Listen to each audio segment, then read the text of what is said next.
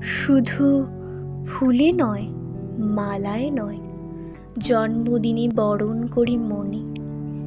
কীর্তি তোমায় করেছে মহান, তুমি আছো বিশ্ববাসীর প্রাণে।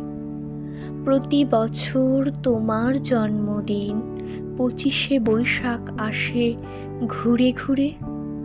পূজিত হও তুমি বিশ্ববাসীর চিন্তা চেতনা হৃদয় মন্দিরে।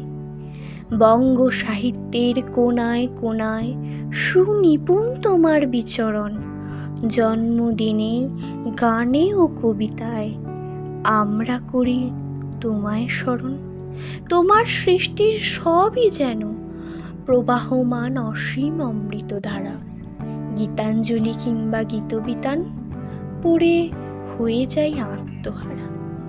আমাদের ছেড়ে চলে গেছো অমৃত লোকে বহুকাল আগে। আনন্দে কিংবা বিষাদের দিনে তোমার বাণী হৃদয়ে যায়।